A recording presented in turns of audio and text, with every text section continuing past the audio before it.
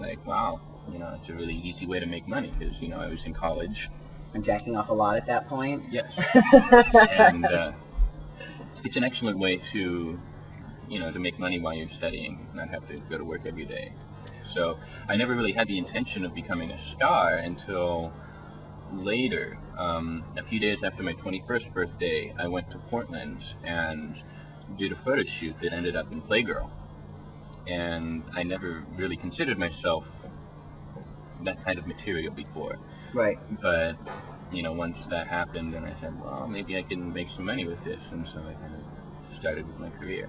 How exactly did that snowball from there? So you're on Playgirl, and at this time in your life, you're identifying as straight?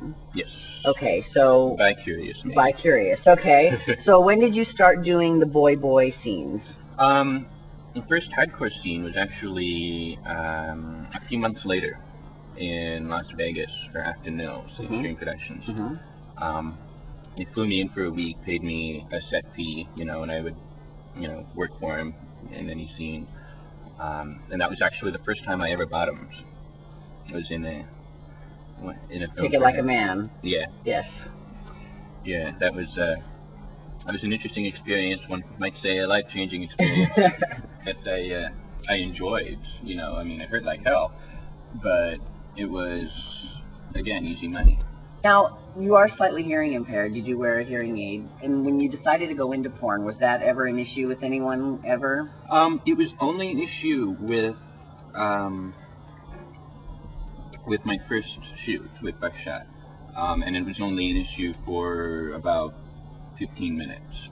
My first scene was sitting at a desk, working, and he saw my hearing aid and said, well, could you take that out for the scene?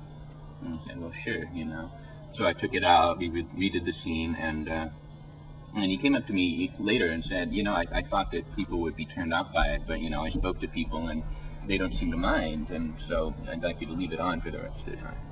And, since then, I've really not run into any issues. Also, we're named Freshman of the Year for Freshman Magazine. Did you find that was a career boost at all? Definitely, yeah. That was very unexpected and very welcomed.